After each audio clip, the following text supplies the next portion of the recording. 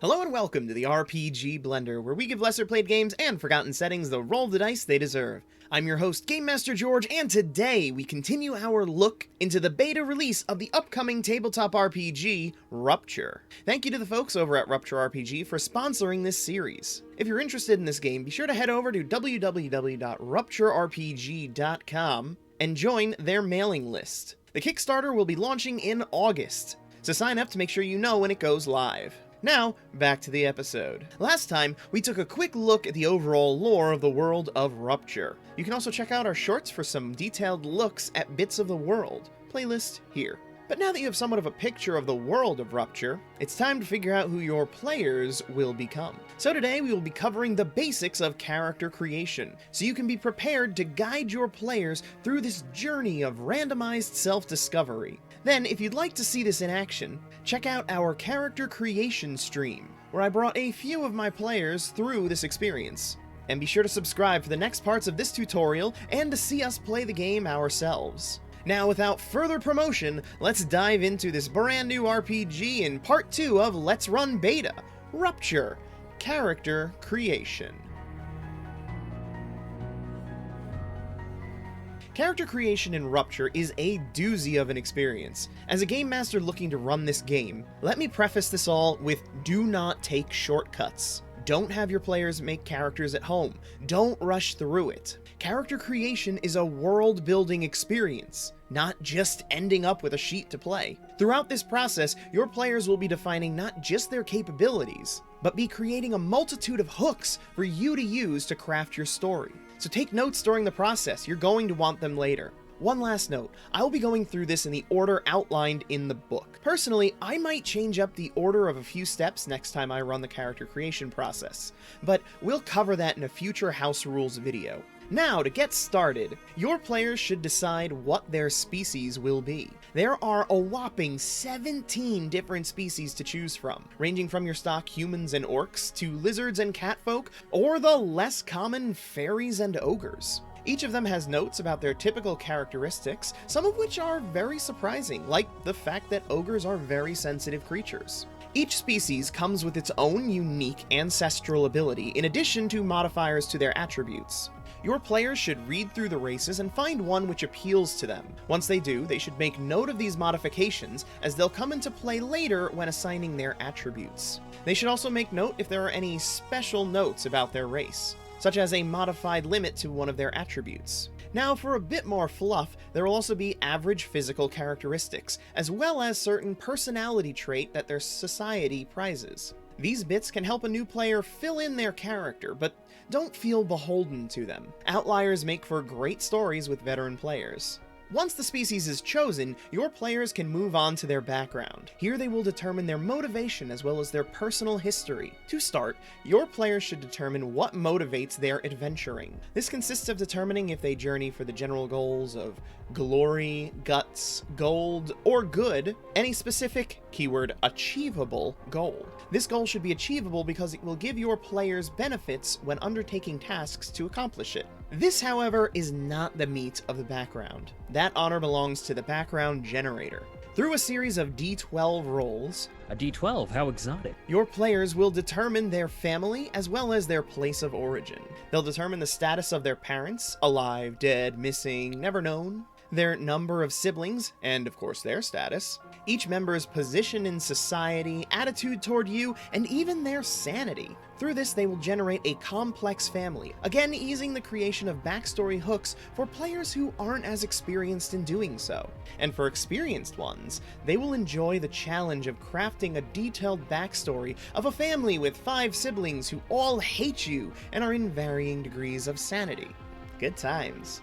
Once the family is generated, they will generate their home. These next D12 rolls, A D12, how exotic. will determine the territory they live in, as well as the location's atmosphere, and how the locals feel about them and their family. And just like that, your player has a fully detailed bit of history for you, the game master, to work with. But wait, there's more! For the next step, you will grab a standard deck of playing cards, jokers included.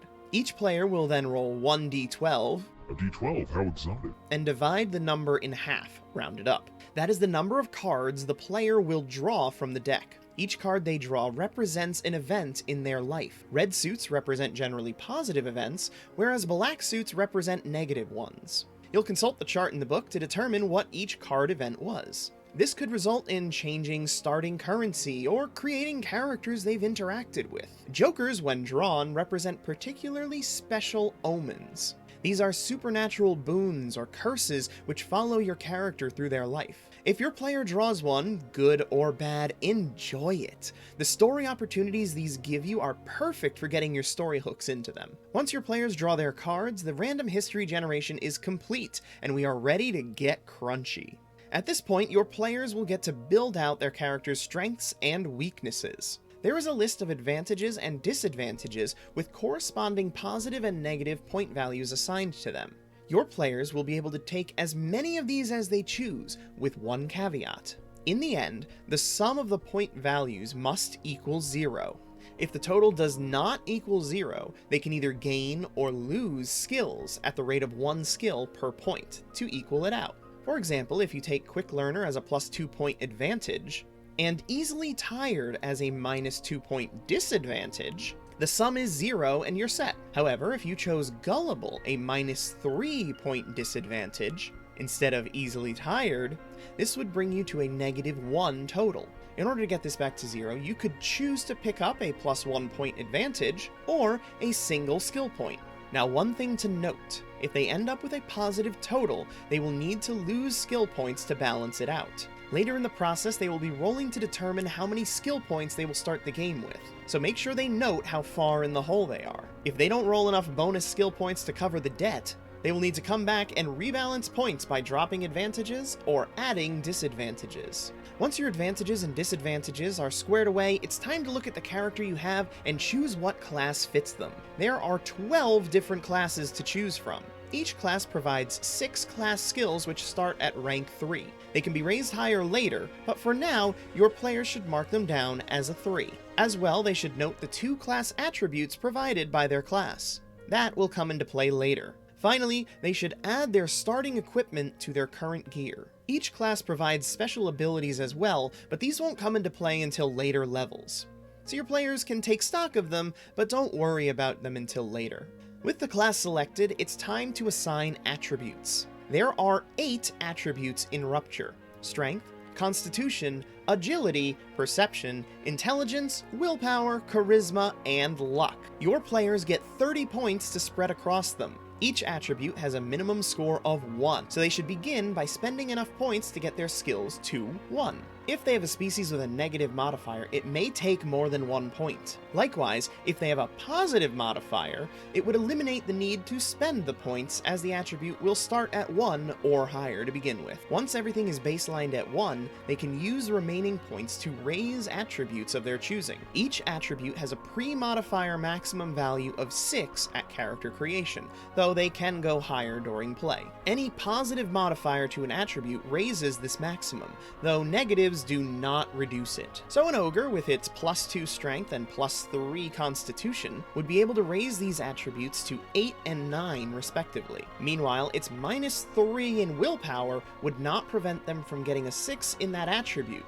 if they chose to devote the points to it. Of note, while assigning your attribute, make sure that you pay attention to your class attributes. They will be important for raising your mana, which is a useful tool even if you aren't a caster, so it is well worth focusing those class attributes. Now at long last, we get to do some math. We will be calculating out our action stats, derived statistics from our attributes. Also, don't worry about what these values do just yet, we'll cover that in a future video. For now, just note them on your sheet. For initiative, you take the average of your intelligence, your situational assessment, your agility, your reaction speed, and your perception, your seeing things good. If you're out of practice on averages, total up those 3 attributes, then divide by 3 and round the result down. So our ogre, with 6 intelligence, 1 agility, and 2 perception, has 3 initiative. Life points are calculated by your constitution times 4 plus 10. So if our ogre paladin has a constitution of 9, his life points are equal to 9 times 4,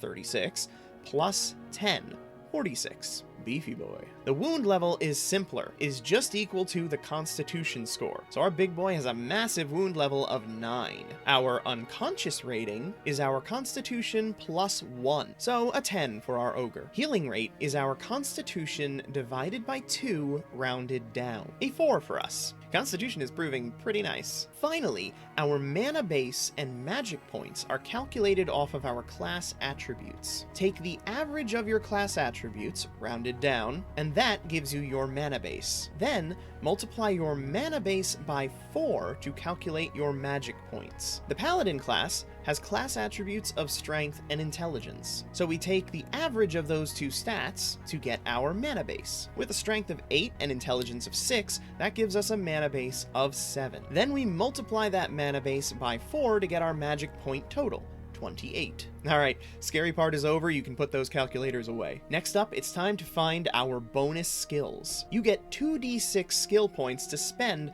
on purchasing new skills or increasing your existing ones. The cost of increasing a skill with these points, be it bringing a new skill from 0 to 1 or a class skill from 3 to 4, is always a single bonus point. But now remember, this is where you can balance out those advantages and disadvantages. If you owe points, reduce the number of bonus skill points by the amount you owe. Or, if you have more disadvantages than advantages, you can pick up some extra skills to get back to 0. Of note among the skills are the spellcasting schools. If you pick up an extra school of magic at this point, you will begin the game with some spells for that school. We'll be getting into that.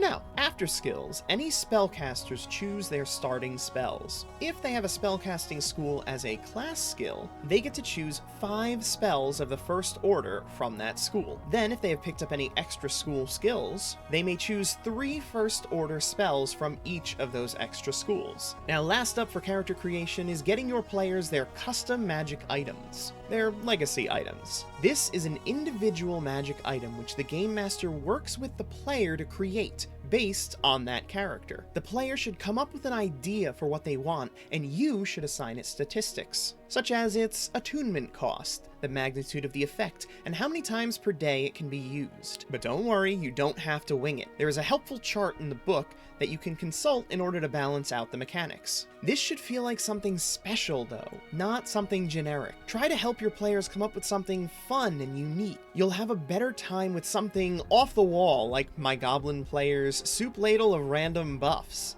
than you would a sword that does extra fire damage. And with that out of the way, the sheets are done. Your players can then go through the equipment list and spend their starting vials in order to build out their starting equipment. But now, before we wrap things up here, let's talk about some changes you could make to this process in order to represent those 3 alternate setting ideas from the last video. For the source of magic setting, we don't actually need to do much, as it's still a mostly fantasy setting. But to represent resisting the corruption of the outsider, we want a sanity statistic. Because this is meant to be combated by your ability to use magic and your force of will, it should be based off of your mana base and your willpower. Let's make it compare to the life points calculation, making your sanity points equal to your mana base plus 4 times your willpower. So using our Ogre Paladin once more, with his mana base of 7 and his willpower of 2, he will have 15 sanity points. Ouch. For the Magipunk setting, we can again leave most of this as is. In fact, often in this type of setting, archaic forms of weaponry make a resurgence. What we will need to do is add some additional skills, depending on how modern or futuristic you want things to be. Adding gun skills to the agility list, computer skills to intelligence, and maybe social media to charisma will help set the mechanics to this new time. You could also add advantages and disadvantages along the lines of influencer, technologically challenged, or munitions expert, to add more setting-specific options. Finally, for my hero Magicka, you can use any or all of the modifications above, or use the standard character creation, as the change here comes with the custom magic item. Rather than this being an external item like in the normal setting, this custom item represents their superpower. As such, they shouldn't need to attune it since it's part of their being, so drop that tax. Then, instead of a limit to the number of uses per day, give their ability a magic point cost, in line with spellcasting costs. So to start, while their power is fairly weak, it would be in line with a first order spell. We'll go into the mechanics of this more in another video, but just make note here that this is a power and not an item in addition to the changes above. And that about wraps up the character creation for Rupture. Thanks for sticking around. I hope this has helped whet your appetite for this game. My players and I thoroughly enjoyed ourselves when we went through this process, so check out the recording in the cards. Meanwhile, we'll be beginning our journey through this game over on Twitch, at twitch.tv/rpgblender. So come on down to see how the gameplay goes for a sneak preview of the upcoming segments of this tutorial. And if you're watching this from the future, you can check out the recording of our stream on those cards to the side. And of course, thank you again to the Rupture team for sponsoring this video series. If the game interests you, head on over to www.rupturerpg.com to sign up for their mailing list so you can know when their future Kickstarter goes live. Next up, after we begin our actual play on Twitch, we will be going through the mechanics of the game, so make sure that you've subscribed and click that notification bell to check out the next part of this tutorial. Anyway, thank you again, and remember, there's gaming outside the Forgotten Realms.